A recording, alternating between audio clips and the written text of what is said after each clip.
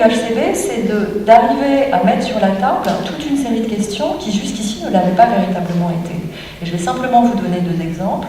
Le premier concerne les études de toxicologie. Ces études dont vous avez entendu parler à l'occasion de l'article publié par Gilles-Éric Serralini il y a quelque temps. Les études réglementaires en la matière, elles prévoient que les OGM doivent être testés sur des rats pendant 90 jours. La question se pose de savoir depuis un certain temps si ces études suffisent ou bien s'il conviendrait au contraire d'engager des études à plus long terme. Or, ironie du sort, avant même que l'étude de Serralini ne sorte, le Haut Conseil des biotechnologies avait décidé de mettre cette question sur la table, qui n'avait pas véritablement été par ses prédécesseurs, et de travailler effectivement, de s'interroger sur la question de savoir si on en restait à 90 jours avec des rats, ou s'il fallait passer à des études de plus long terme avec autre chose que des rats, par exemple avec du cochon. Et ça, c'est très lié, je pense, au fait que cohabitent au sein de cette même instance des scientifiques et des parties prenantes qui, évidemment, ont pour objectif, enfin pas pour objectif, mais ont comme capacité, et souvent comme envie, de pousser les scientifiques dans leur retranchement et de faire en sorte que les postulats sur lesquels repose l'expertise scientifique depuis un certain nombre d'années soient rediscutés en bonne intelligence entre les scientifiques et les non-scientifiques.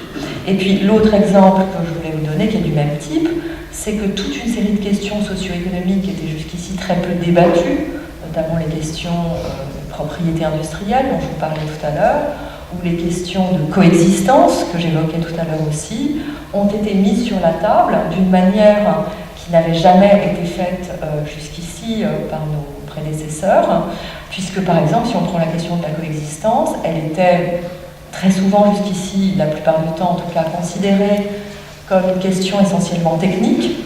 Comment on fait pour faire coexister des cultures OGM et des cultures non OGM sur le territoire? C'était une question à laquelle on répondait en termes de distance, il faut tant de mètres entre ces cultures, mais rarement les questions économiques en jeu, ou les questions sociales en jeu, étaient mises sur la table et vraiment disséquées. En particulier la question de savoir qui allait assumer le coût de cette coexistence, coût qu'on est incapable de chiffrer aujourd'hui, mais dont on sent bien, dont on sait même qu'il sera vraisemblablement assez important, ou qui est responsable et dans quelles conditions en cas de contamination de cultures non OGM par des OGM.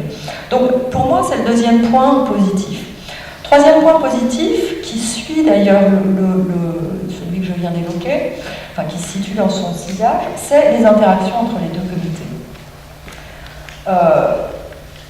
Leur vocation et leur méthode de travail sont distinctes, et pour éviter tout mélange des genres, le législateur a voulu donc faire en sorte que parties prenantes et scientifiques ne soient pas au sein d'une même instance, qu'elles soient séparées.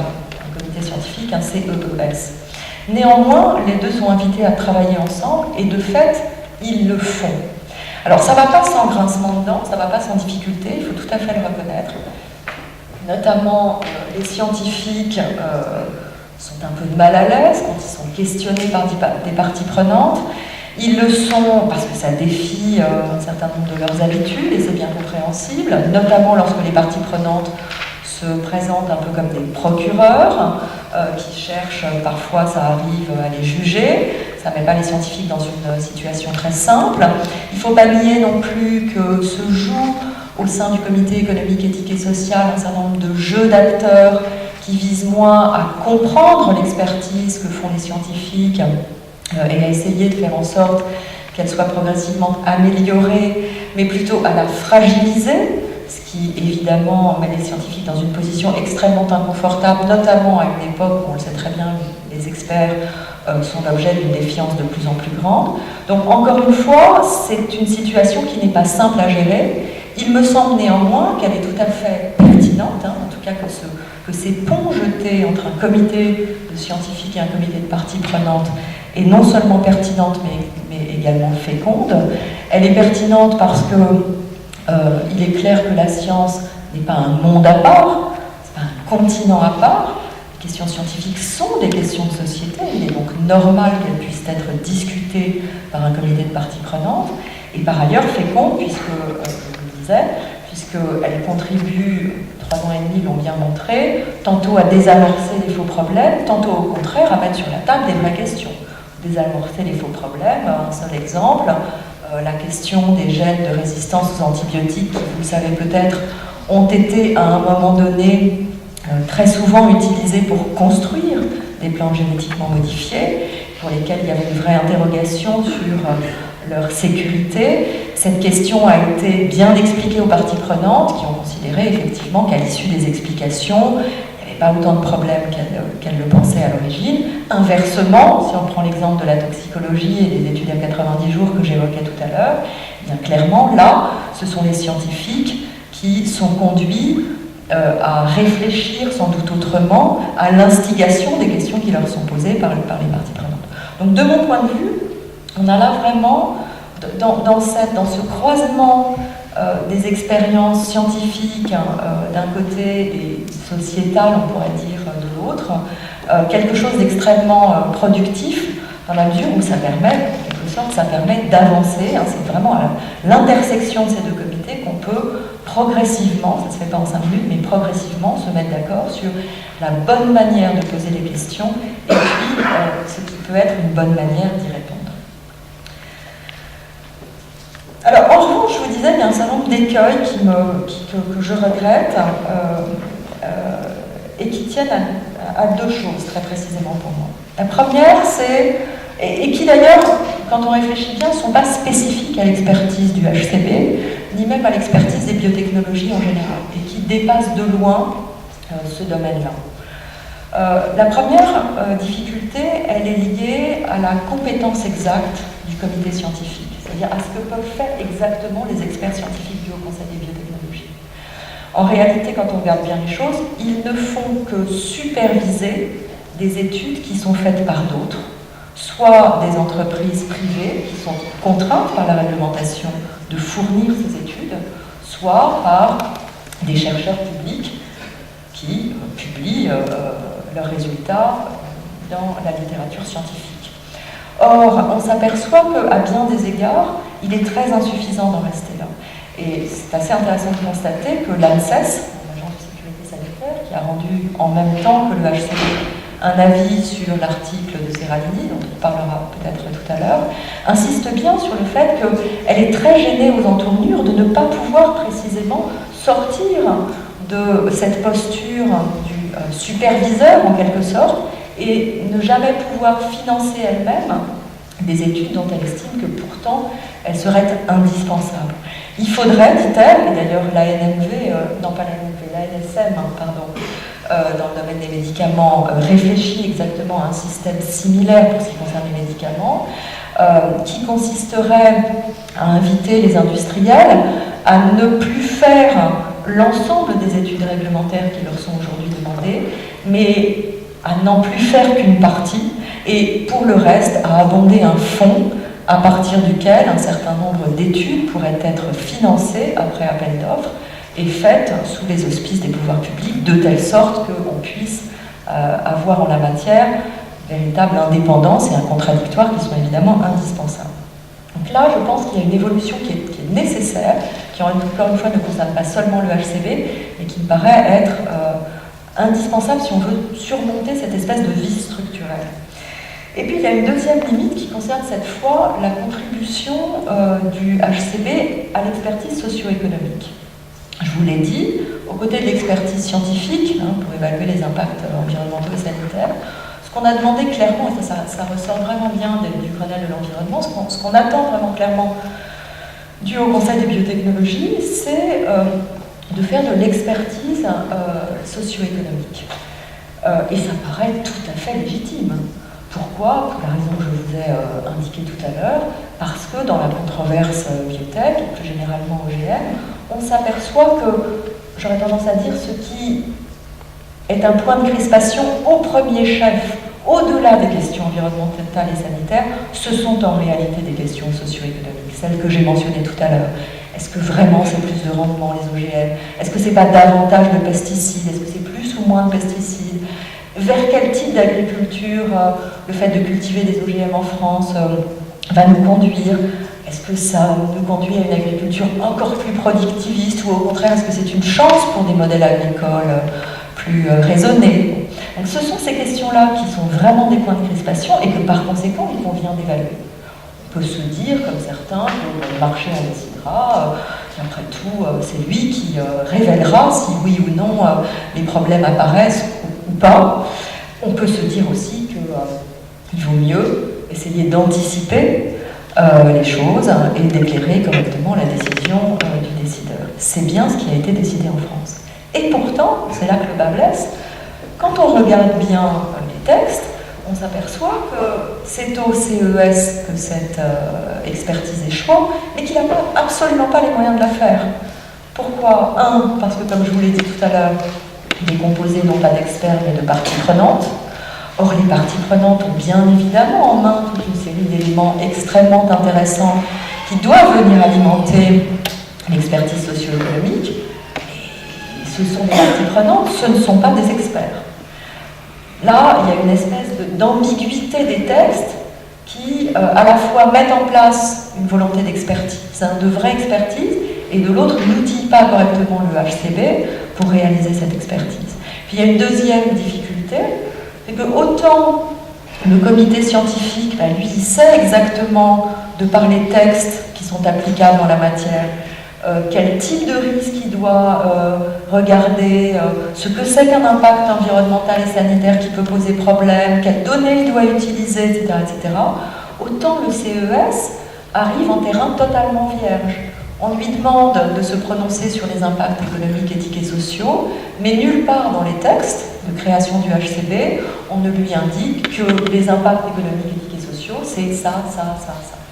Évidemment, le CES a tenté de dépasser cette situation, de déterminer lui-même des questions à travers des grilles d'analyse, de se faire épauler par un certain nombre d'experts extérieurs, etc. Mais vous voyez bien qu'il est dans l'incapacité, dans ces conditions, de produire une véritable expertise et qu'il reste en réalité dans ce qui ressemble beaucoup plus à du débat de parties prenantes. Le débat de parties prenantes, c'est très bien, je suis la première à considérer que c'est absolument indispensable de y revenir, mais c'est du débat, ça n'est pas d'expertise. Donc là, il me semble qu'il y a un écueil qui est d'ailleurs très révélateur d'un problème beaucoup plus général, qui est qu'en France, alors même que l'expertise socio-économique devient une obligation dans le domaine des OGM, mais aussi dans le domaine des nanotechnologies, plus généralement des substances chimiques, etc., en réalité, on a encore beaucoup de mal, nos pouvoirs publics ont encore beaucoup de mal à se délester en quelque sorte d'une question qui jusqu'ici leur appartenait, était entre leurs mains, était dans le giron d'administration. Les expertises socio-économiques, c'était en général des expertises maison. Eh bien, il faut procéder en la matière, comme on l'a fait il y a 20 ans pour l'expertise environnementale et sanitaire, c'est-à-dire institutionnaliser l'expertise socio-économique, lui donner des moyens, la doter de principes directeurs, comme on l'a fait encore une fois pour l'expertise environnementale et sanitaire. Ça ne se fait pas en un jour, mais là, l'expérience du HCDP montre que c'est vraiment devenu indispensable et urgemment indispensable. Donc, premier point, qui était le plus long, ne vous inquiétez pas, une organisation en deux chambres de l'expertise qui, dans son économie générale, me paraît assez bien ficelée pour éclairer les politiques et intéressante pour jeter des ponts entre sciences et société, mais avec ces deux gros écueils que je viens de mentionner. Deuxième objectif qui est assigné au HCB, dans la lignée des conclusions du Grenelle, il consiste, je vous le disais, à instruire le dossier de façon, avec l'ensemble des parties prenantes concernées, de façon démocratique, dans une perspective de débat démocratique. Alors là-dessus, il y a des attentes extrêmement fortes qui ont été formulées, avec d'un côté toute une série de membres du HCB et d'observateurs qui sont tout à fait enchantés. Je pense en particulier à tous les membres du CES qui siègent encore au CES et qui n'ont pas démissionné, mais aussi à l'Inspection Générale des Affaires Sociales, etc., qui considèrent effectivement qu'il y a là, dans l'expérience du CES, quelque chose de très positif pour deux raisons auxquelles j'adhère complètement. La première, c'est un débat direct entre les parties prenantes qui n'avait en direct jamais eu véritablement lieu jusqu'ici, et surtout un débat pérenne, c'est-à-dire on n'est pas là dans le cadre d'une conférence de citoyens qui dure 2 jours ou d'états généraux organisés sur un week-end. On est là sur quelque chose de pérenne. Les gens viennent une fois par mois, 2 fois par mois, une séance qui dure toute une journée, ils se parlent, et ça c'est nouveau, et pour moi c'est absolument indispensable parce qu'il y a la démocratie scientifique possible qui se fasse dans un autre cadre. Mais à côté de ça, il y a toute une série d'observateurs aussi, ou de membres et des missionnaires, pour qui l'expérience est beaucoup plus décevante, comme en témoigne un certain nombre de prises de position publiques exprimées par des parlementaires ou encore une fois par les démissionnaires, et dont il ressort que le CES, je vous cite, ne serait pas parvenu à concilier les points de vue, serait incapable d'aboutir au consensus, voire de, je cite encore, réconcilier la science et la société. Donc je voudrais m'arrêter un instant sur ces critiques-là parce qu'elles me paraissent révéler un certain nombre d'incompréhensions et de démesure quant à ce qu'on peut objectivement attendre d'instances de parties prenantes comme celle-là. Bon, d'abord que le CES ne soit pas parvenu à une unité de vue sur la question des OGM, c'est une évidence. Mais enfin, il faut la nuancer sur toute une série de points. Le CES a abouti à des convergences sur lesquelles on pourra revenir, on pourra en discuter après si vous souhaitez, mais moi que je trouve assez intéressante au bout de 3 ans de débat. Et après, encore une fois, 20 ans de controverse extrêmement dure.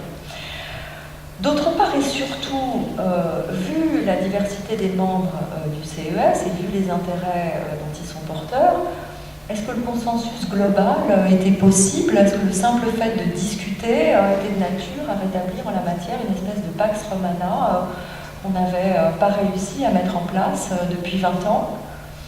Personnellement, dans un domaine si conflictuel que celui-là, j'en doute véritablement. Et je pense que c'est d'autant plus vrai pour les OGM que, ça m'apparaît très clairement après 3 ans de présidence de ce comité, il n'y a pas dans ce domaine ce qu'il y a dans d'autres domaines, comme celui de la gestion des eaux, comme celui de la prévention des algues vertes, on pourrait trouver bien d'autres exemples. Il n'y a pas de cette espèce de minimum d'affectio societatis, c'est-à-dire d'envie d'avancer ensemble vers une direction commune, qui fait qu'on peut véritablement aboutir au consensus. Il y a en la matière, je vous l'ai dit, des oppositions radicales entre ceux qui d'un côté pensent que les OGM peuvent avoir leur place, les PGM notamment, peuvent avoir leur place dans l'agriculture de demain, tandis que d'autres pensent que c'est au contraire conforter un modèle qui a d'ores et déjà montré ses limites. Dans ce contexte, faut-il attendre du consensus d'un comité comme celui-là? Je ne le pense pas. Est-ce que néanmoins l'absence de consensus global remet en cause l'utilité de ce type d'instance? Je ne le pense pas non plus. Je crois au contraire que, comme je l'ai dit tout à l'heure, le débat reste en la matière absolument indispensable et que si le politique est éclairé par une cartographie des positions des uns et des autres, c'est déjà un grand pas en avant. Donc il me semble que cette critique-là ne vaut pas. En revanche, il y a bien des difficultés qui existent, mais il me semble qu'elles sont ailleurs. Pour moi, elles sont dans 2 éléments qui sont d'ailleurs, vous allez le voir, assez liés entre eux. Le premier élément, et je vais très vite là-dessus, mais on pourra en reparler si vous voulez, c'est la difficulté qu'il y a dans un comité de parties prenantes à travailler ensemble lorsque ce comité est sensible, et terriblement sensible à des événements extérieurs, comme celui par exemple de l'arrachage des vides transgéniques il y a 2 ans. Lorsque vous avez un comité qui a rendu un avis plutôt positif avec seulement entre guillemets 3 positions divergentes sur la question, et qu'il y avait donc une volonté massive de faire en sorte que cette expérience se fasse, et que quelques mois après, les vignes sont saccagées, et que ce saccage est soutenu par un certain nombre de membres du comité, ça pose difficulté quant à la capacité de ces parties prenantes à continuer à discuter. Ça pose plus fondamentalement un problème dont on pourra en discuter ensemble, c'est celui de la composition de ce comité. Faut-il ou non accepter que dans ce comité siègent des représentants d'organisations qui se déclarent ouvertement en faveur de la destruction d'OGM? Le législateur l'a voulu comme ça, il savait pertinemment que ces membres-là venaient d'organisations qui se recommandaient les saccages. Faut-il changer la situation ou pas? J'en discuterai volontiers avec vous parce que je dois dire que c'est un point qui me paraît extrêmement difficile et où tous les points de vue sont audibles. La deuxième difficulté, c'est que l'expérience du HCB, ou plus exactement du CES, puisque c'est lui qui est en premier lieu intéressé ou intéressant dès qu'on parle de démocratie, elle révèle une ambiguïté très profonde des parties prenantes, et de certains politiques aussi d'ailleurs, et ça je trouve que c'est intéressant, quant à la mission de ce type d'instance. Qu'est-ce qu'on attend de ce type d'instance? Là, on s'aperçoit vraiment qu'il y a deux cultures extrêmement différentes qui coexistent au sein de ce comité. Il y a d'un côté une culture de la négociation qui est portée par un certain nombre d'organisations professionnelles, je pense en particulier à la FNSEA, qui ont, pour parler court, et sans vouloir offenser personne, l'habitude de travailler en quelque sorte en co-gestion avec l'État, qui ont été habitués à travailler de cette manière-là historiquement. Et puis à côté de ça, une culture complètement différente, qui est celle du débat contradictoire,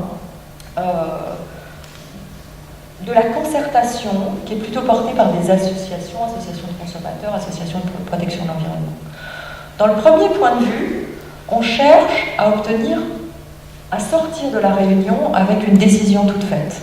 On cherche à faire en sorte qu'on se mette d'accord, on cherche à rallier l'autre à son propre point de vue. Dans la deuxième culture, on cherche encore une fois à cartographier les positions des uns et des autres, à les croiser, à faire autant que possible que des convergences apparaissent, et s'il n'y en a pas, après tout, tant pis, c'est pas grave, c'est le décideur qui choisit in fine.